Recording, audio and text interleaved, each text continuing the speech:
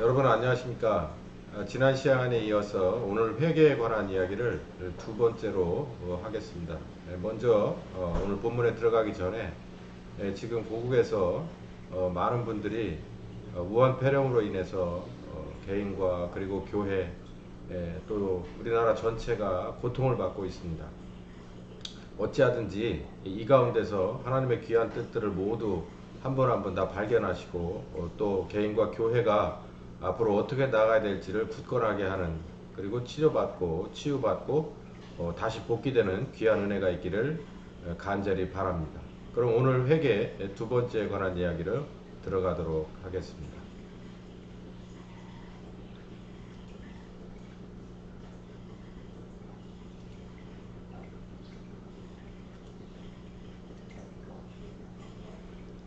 먼저 지난 시간을 돌아보는 시간을 갖도록 하겠습니다. 회개는 아버지 하나님이 선포하신 겁니다. 다시 말해서 아버지 하나님이 인간들에게, 죄악된 인간들에게 명령하신 것이죠. 때가 찼고 하나님의 나라가 가까웠으니 회개하고 복음을 믿어라. 회개하고 이에 합당한 열매를 맺으라. 침례 요한과 예수님께서 그렇게 하나님의 말씀을 대신 선포하셨지요. 이 회개는 선택이 아닙니다. 반드시 해야 되는 것이고 구원으로 가는 첫 번째 단계인 것입니다. 이 빨간 글씨로 쓴 것을 주목하십시오. 아버지 하나님의 부름과 지적의 마음을 뉘우치고 죄악에서 떠나라. 이게 바로 회개의 핵심입니다. 이렇게 하고 아버지 하나님의 부름과 지적의 마음을 뉘우치고 죄악에서 떠나라 함과, 그리고 아울러서 복음을 믿어라. 그래서 거듭나는 데까지 가게 하는 것이 이 회개의 목적이라는 것을 말씀드렸습니다. 성경 속에 아주 좋은 회개의 실제 예가 두 개가 나오는데, 한 사람은 회개에 성공을 했고 한 사람은 중간에 실패한 케이스가 나옵니다. 하나는 삭개오고 하나는 부자 청년이었는데요. 두 사람 공이 이 재산의 상당량을 타인에게 주라는 그런 말씀을 들었습니다. 그러니까 네가 정말 회개하고 싶다면, 마음으로 뉘우쳤고 깊이 깨달았다면 행동으로 지금까지 잘못 살아온 것을 청산하라는 얘기죠. 앞으로도 계속 지적되고 논의될 이야기지만은 여기에 주목해야 됩니다. 회개는요, 듣고 그리고 마음으로 깨닫고 뉘우치고 그리고 결단하는 것이 필요해요. 그리고 나서 결단을 했으면 그걸 행동으로 옮기는 데까지 가는 것이 진정한 회개라는 것인데, 이 삭개와 부자 청년에게 이렇게 말씀하신 것이죠. 좀 더 부연 설명을 하다 보면 우리는 이 삭개와 부자 청년에게 주어졌던 것처럼 동일하게 우리가 회개하고 그리고 마음에 깊이 뉘우쳐서 눈물도 나고 그리고 그 가운데서 많은 체험을 하고 나 이렇게 살면 큰일 나겠구나 라고 하는 정말 넘치는 은혜를 받고 나서 동시에 받는 것이 이 두 사람에게 요구하셨던 것처럼 우리들의 잘못된 행동을 청산하고 올바른 쪽으로 가라고 하는 명령을 받는 겁니다. 근데 이 두 예를 들어보면 삭개오와 부자 청년 중에 삭개오는 성공했고 부자 청년은 실패했습니다. 여기서 여러분께 먼저 말씀드리고 들어갈 것은 뭐냐면, 이 사람들 두 사람이 이 공이 자기가 가진 재산의 거의 전부를 팔아서 원위치로 돌려주라. 그러니까 잘못 축적된 것을 다시 이 원 상태로 돌려놓아라 라고 하는 명령을 받았어요. 자, 그러면 우리 모두에게 이런 명령이 오느냐, 이 재산의 상당량을 팔아서 타인에게 거저 주라, 돌려주라 라고 하는 말씀을 들었다고 해서 우리 모두가 이 똑같은 얘기를 듣는 것은 아니라는 말씀입니다. 보십시오. 이 삭개오도 돈에 관해서 문제가 많이 있었던 사람이고 부자 청년도 돈에 관해서 문제가 많은 사람이라서 예수님께서 이렇게 말씀을 하신 거예요. 여러분은 만약에 행동에 있어서 문제가 있거나 마음에 있어서 문제가 있거나 또 혹시 이 사람들과 똑같이 재산의 형성 과정에서 문제가 있었다면 그 문제를 청산하라고 요구하신다는 겁니다. 나는 뭐 재산이 별로 없는데 털어서 이거 아니라는 거예요. 여러분 재산이 없으면, 재산의 문제가 없으면 여러분 행동과 마음 씀씀이 여지까지 살아오면서 내가 만들어 놓은 자범의 문제들이 있다는 거죠. 그거 잘못했다는 것을 깨달았으면 반드시 청산하라는 것이에요. 행동으로 옮겨서 바뀐 모습을 보여라. 그게 바로 회개에 합당한 열매를 맺어서 온전한 회개를 이루라는 얘기죠. 온전한 회개 여러분 반드시 기억해야 되는 게 하나님의 명령과 귀한 은혜로 우리가 들음으로 그 마음을 열어서 받아들임으로 뉘우침으로 그리고 결단함으로 50%의 회개를 하셨다면 잘하셨습니다. 그런데 나머지 50%를 미루어 왔다면 이건 문제입니다. 실패예요. 회개의 실패입니다. 아버지 하나님이 주신 기회를 잃어버리는 것이죠. 우리는 온전한 회개에 이르러야 합니다. 그 여정을 떠나야 돼요. 시작해서 내가 해야지 두 손 불끈 들고 거기서 이제 벗어나야 된다는 얘기를 제가 지난 시간에 했습니다. 삭개오는 말씀을 따랐죠. 뭐 이렇게 하겠습니다. 저렇게 하겠습니다. 어쩌면 이 사람은 아마도 자기의 모든 것을 팔아서 파산했을 가능성이 큽니다. 그럼에도 불구하고 나는 온전한 회개를 이뤄서 아버지 하나님의 부름에 응답하고 아들 하나님의 귀한 은혜로 말미암아 내가 구원받는 것이 우선이다라고 생각했다는 거예요. 잘못된 건 원위치에서 바로 돌리는 것이 가장 빠른 것이고 그게 하나님스러운 것인 것을 삭개오는 알았고 부자 청년은 거부했습니다. 삭개오는 온전한 회개를 이루었죠. 이 말은 마음으로 믿어 그리고 입으로 고백해서 의에 이뤘을 뿐만 아니라 행동으로 증명해 보여서 정말 네가 내 아들의 십자가 은혜를 받을 만한 사람이고 내 기회를 온전하게 잡았구나 라고 하나님께 인정받았다는 것이에요. 이 의로운 부자 청년 실패했습니다. 계명도 다 지키고 정말 뭘 더 해야 할까요? 라고 이렇게 준비되었던 의로웠던 부자 청년이었지만 예수님께서 아주 전곡을 찔러서 그러면 네가 이렇게 한번 해봐라 라고 했을 때 못하는 거죠. 지난 시간에 중점은 바로 이 회개의 열매가 반드시 있어야 된다라는 데까지를 말씀드렸습니다. 핵심, 회개의 열매, 행동, 반드시 자기 재산 처분, 그런 기부 이런 걸로 귀결되는 것은 아니지만 우리 개개인에게 모두 정말 다시 팔아서 원위치로 돌려놔야 될 그런 종류와 부분의 행동들이 있습니다. 여기 성경에는 공교롭게도 재산이라고 나왔는데 이 재산 문제 이거 정말 신중하게 다뤄야 될 문제죠. 이 문제 정말 가볍게 다뤄서는 안 되는 문제입니다. 이뿐만 아니라 남녀관계, 결혼, 관계에 있어서 문제가 있을 수가 있고 또 중독에 관한 문제가 있을 수도 있습니다. 이런 것들은 여러분 개개인들이 하나님과의 사이에서 은혜를 받으면서 지적받은 부분들이 있을 거예요. 나 이거 진짜 큰 잘못을 저지르고 여기까지 살았구나. 이런 것들이 재산으로부터 시작해서 또 다른 종류의 것들이 여러분 있다면 반드시 여러분은 그걸 처분해야 됩니다. 잘못된 성을 무너뜨려야 돼요. 무엇으로? 마음으로가 아니라 행동으로까지 이어져야만 한다는 것입니다. 그래서 원위치로 돌려놓으라는 것이에요. 하나님은 잘못된 것에 대해서는 합당한 대가를 요구하는 겁니다. 합당한 대가가 사망은 아니지만 다시 원위치로 돌려놓고 다시 시작하라는 거예요. 이게 바로 회개입니다. 그렇지만 이 문제가 여기 있어요. 죄인은요 본능적으로 그냥 대가를 치르지 않는 것을 좋아합니다. 대가를 치르지 않고 행운이라고 하죠. 어쩌면 우리 신자들이 또 어쩌면 교회에서 이걸 가르치는지 몰라요. 무한하신 하나님의 은혜를요. 한량한 하나님의 은혜를 그냥 내가 아무것도 안 해도 그저 이게 웬 떡이냐 하고 턱하고 받았다라고만 생각하는 것이에요. 그 말씀에 저는 원칙적으로 동의하지만 여기 오늘 이 말씀을 보니까 네가 은혜를 받았으면 네가 할 일을 또 해라라는 건데 우린 이건 계속해서 축적해 놓고 미루어 놓고 있는 것이 아니라는 거죠. 이거 이렇게 미루어 놓고 있으면요 문제가 생깁니다.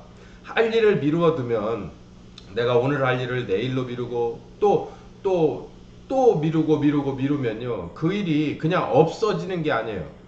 본인뿐만 아니라 누군가에게 피해를 막심하게 끼치고 그 문제를 본인뿐만 아니라 누군가가 반드시 원점에서부터 다시 시작해야 되는 그런 겁니다. 그게 바로 진리예요. 우리는 이 문제를 회개의 열매 부분을 정말 진정한 회개로 달려가는 우리가 반드시 기억해야 될 거라는 걸 여러분 잊어버리면 안 됩니다. 자, 그럼 오늘 강의의 줄거리는 이렇습니다.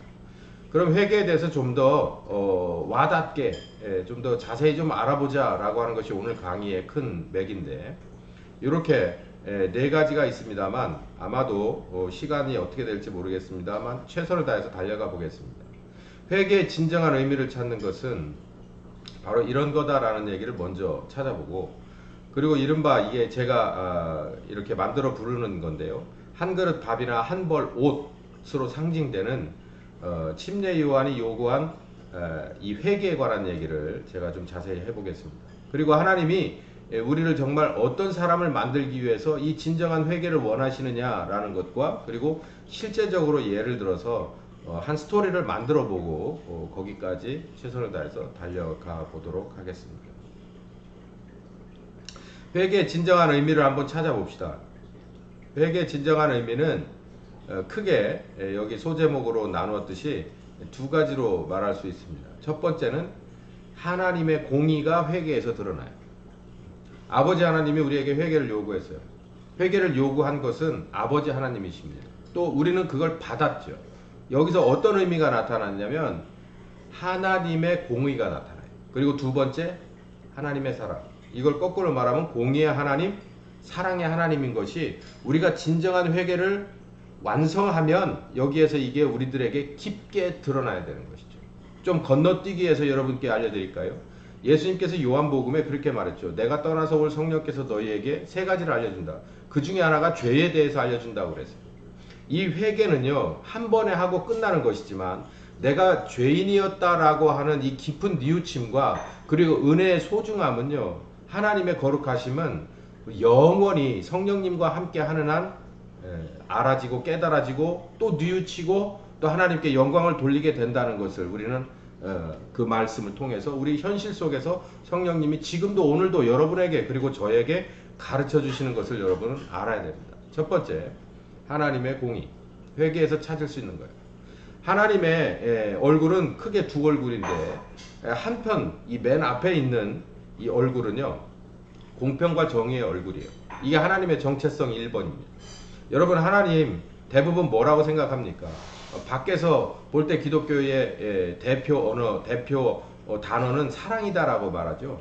근데 여러분, 사랑이라는 건요, 어떻게 해야 설명되느냐면 반드시 같이 한 쌍으로 움직여야 되는 게 있어요. 공평과 정의. 공평과 정의가 함께 움직여져야 사랑이라는 게 돋보이는 거지, 그냥 사랑만 간다면 그게 뭘까요?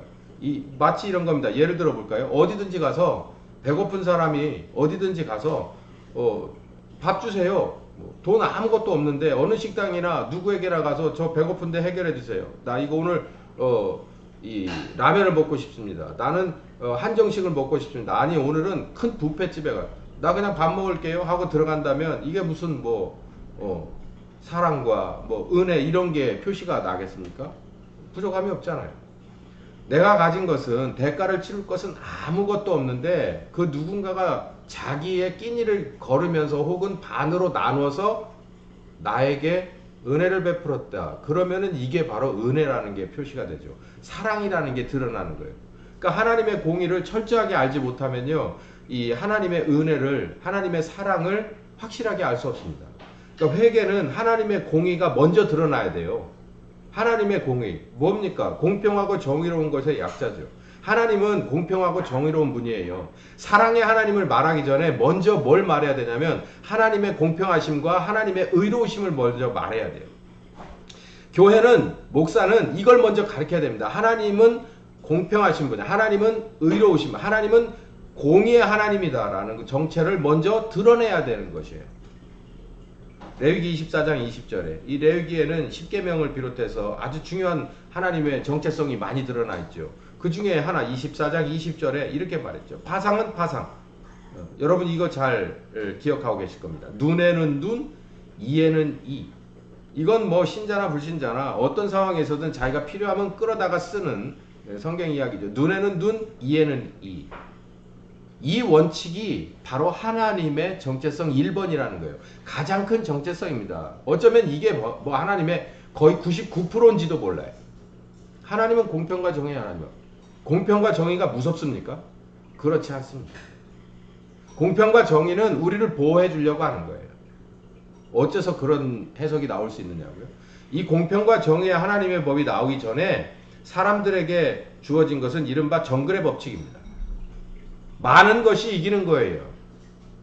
센 것이 약한 것들을 모두 지배하는 것입니다. 죽일 수도 있고 다치게 할 수도 있어요. 예를 들어 봅시다. 양쪽 가문이 있어요. 어느 집 둘이 있는데 그 집에는 아주 식구가 많습니다. 한 수십 명이 돼요. 근 100여 명 가까운 식구들이 동네에 하나는 남쪽에 살고 하나는 북쪽에 산다 칩시다.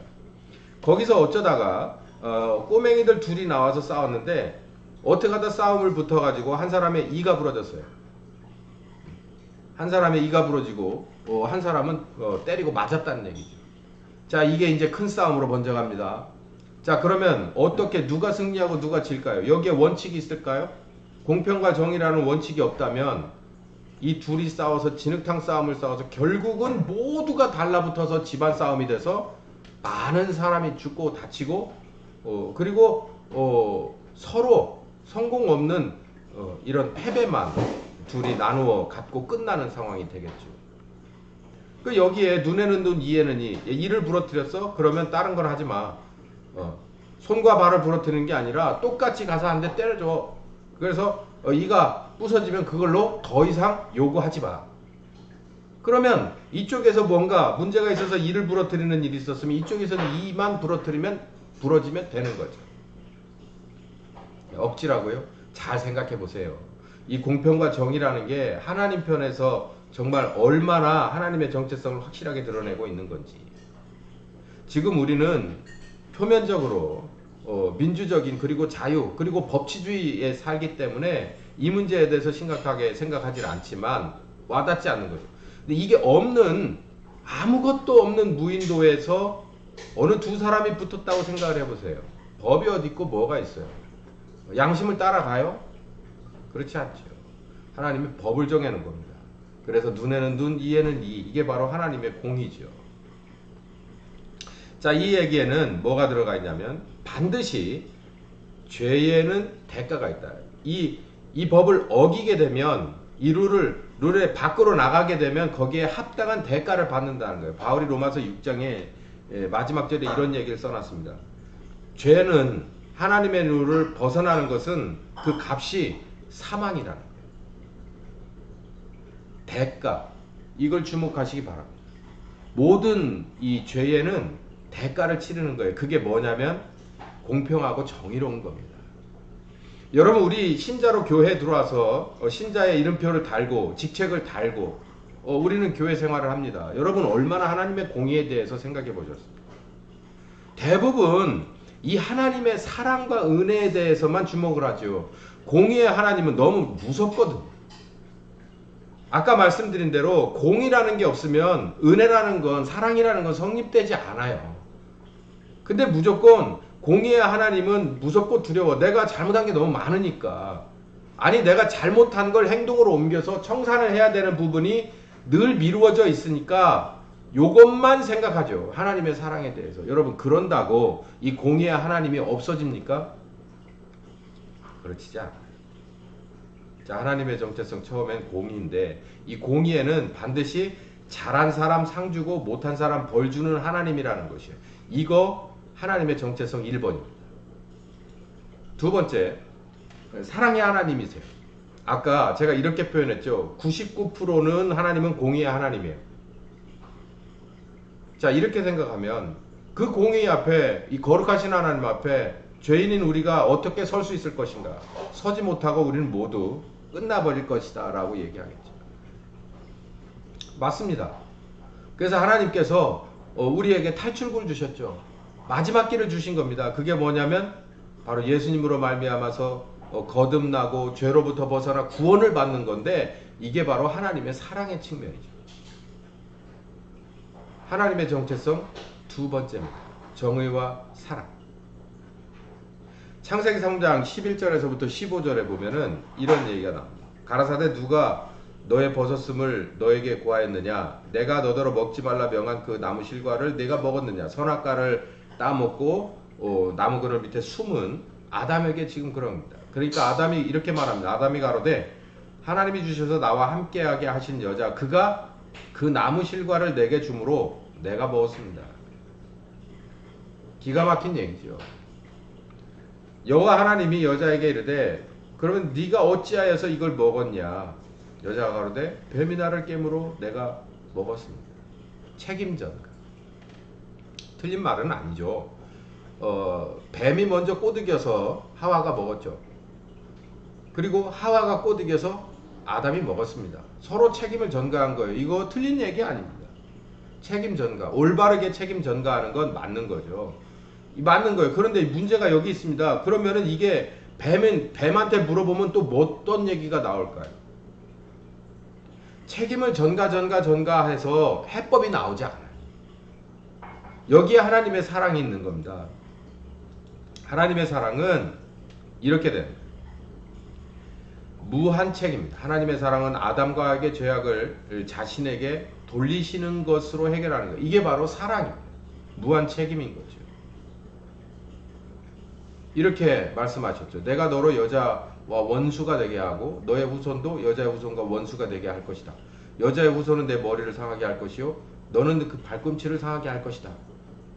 여기에서 여자의 후손은 여러분 아시다시피 예수님과 그 십자가에서 죽으실 것을 의미하죠. 대속의 제물을 의미합니다. 그리고 결국 승리해서 죄에 빠진 우리를 구원하실 바로 하나님의 뜻이 여기에 나오는 거죠.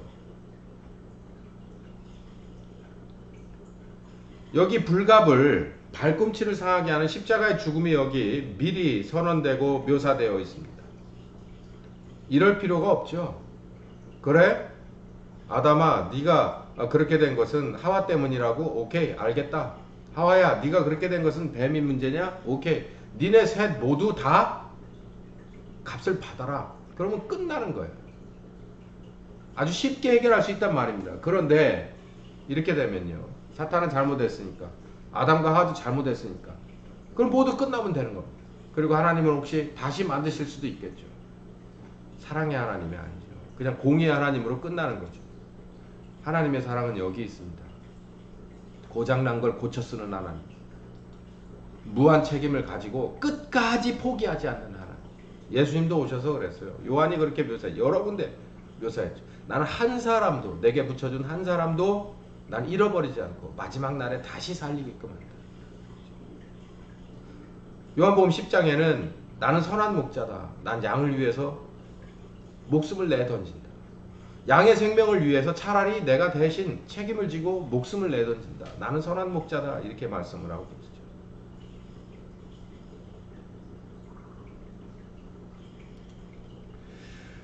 정리를 해보겠습니다. 아버지 하나님이 죄인을 회개시키는 데는 큰 목적이 있어요. 첫 번째는 죄라는 게 뭔가를 알게 해주는 겁니다.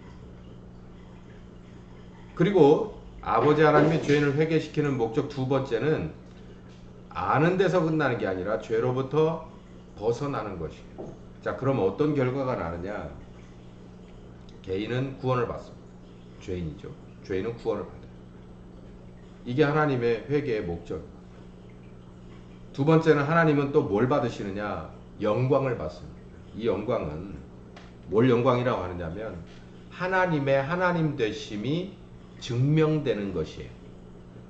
이걸 영광을 받습니다. 하나님은 돈으로 영광을 받지 않아요. 하나님은 돈이 필요 없어요. 하나님은 물건으로 영광 받지 않습니다. 하나님은 모든 물건의 주인이시기 때문이죠. 무엇으로 영광을 받을까요? 하나님은 진짜 하나님이 맞구나라고 하는 것이 증명될 때 그걸 가장 큰 영광으로 받는 거예요. 뭘 통해서? 죄인이 아버지 하나님의 명하신 회개와 아들 하나님의 십자가 공로와 효과와 성령님의 함께 하셔서 임마누엘 하셔서 그 사람을 새롭게 창조하셔서 봐라! 예전 건 지나갔으니 새 것이 됐지 않냐? 이거 누가 한 일이냐? 하나님 당신이 하셨습니다. 모든 것은 하나님이 하신 것입니다. 이렇게 영광을 받는 것이 하나님이 가장 원하시는 것이다 라는 것이죠.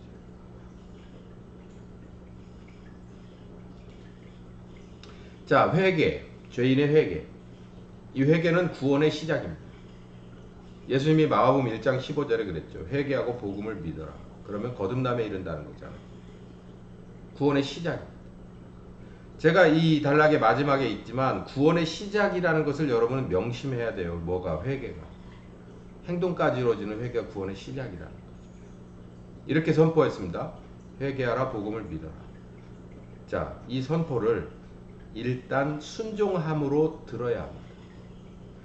여기 우리 이 독자 중에서 혹은 이 시청자 중에서 신앙생활을 오래 하신 분들은 대부분 이런 공통적인 경험이 저도 있거든요. 회개하라, 복음을 믿어라 처음에 들었을 때 이 순종에서 이게 들립니까? 절대 안 들립니다. 웃기는 소리 하지 마세요.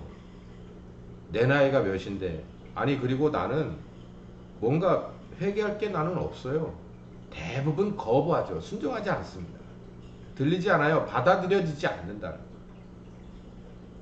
근데 이 회개, 이 명령이 우리들에게 순종되는 때가 있습니다.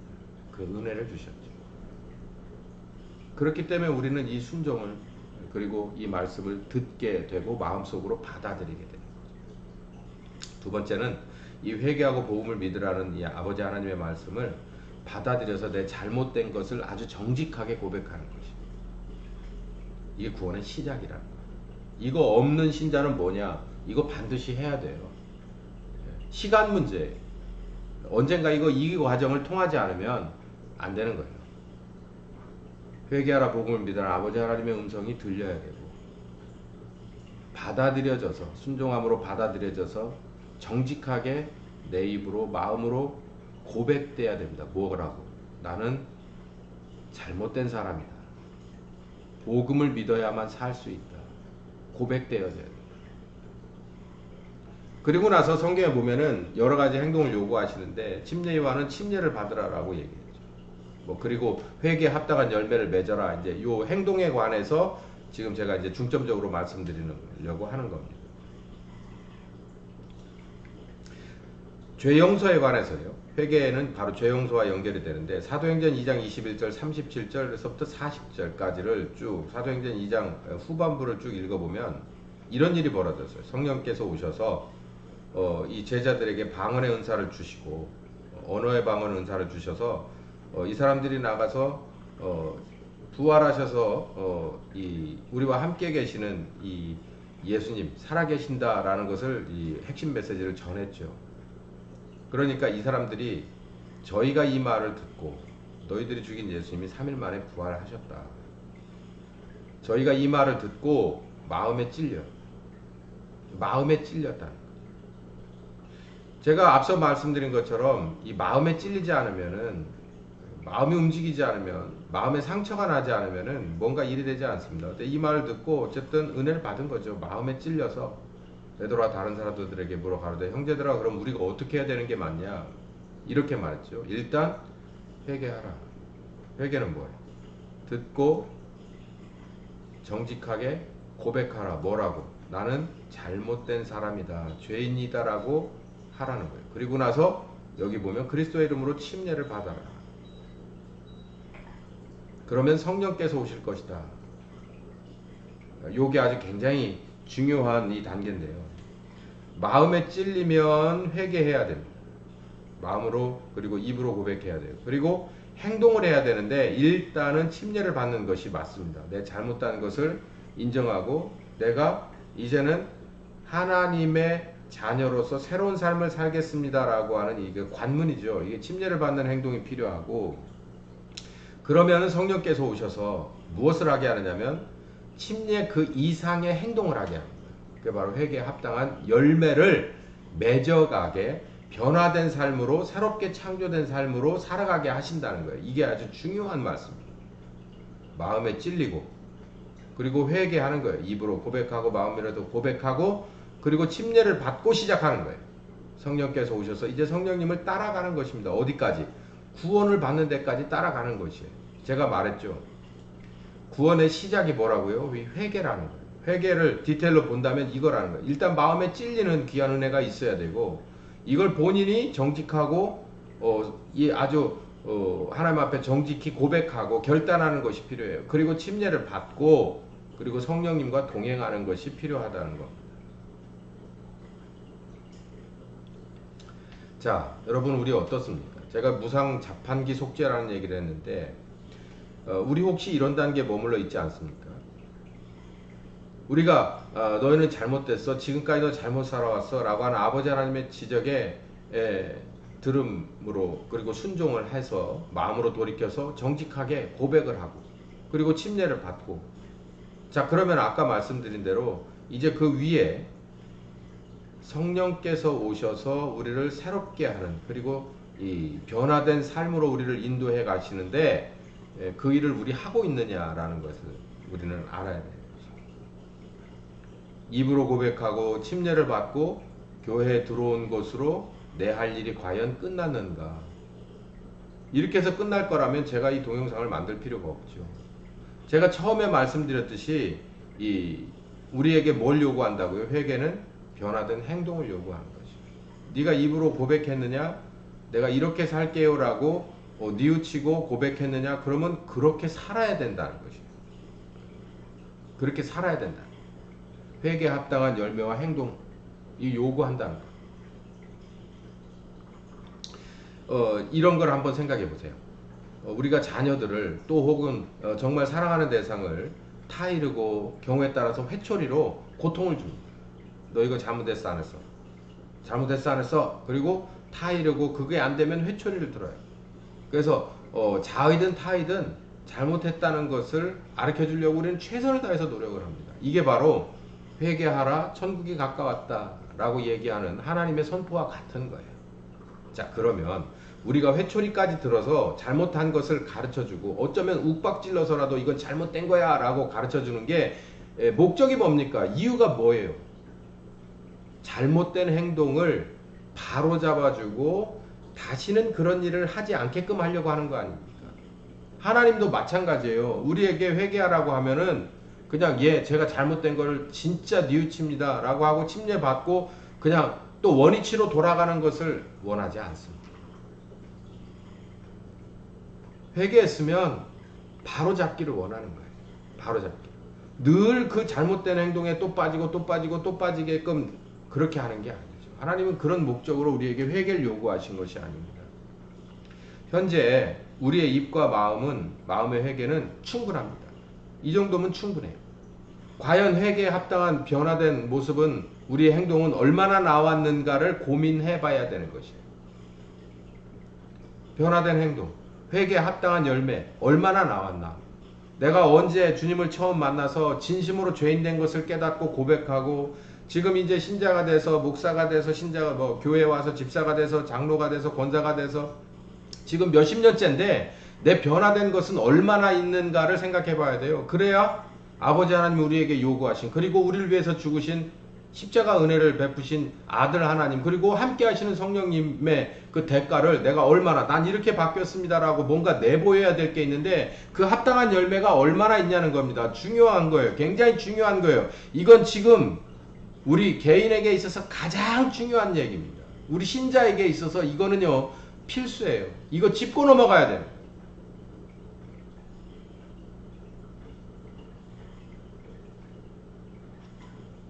두 번째, 한 그릇 밥과 한 버릇은 다음 동영상에서 해야 될 것 같습니다. 너무 길어져서 다음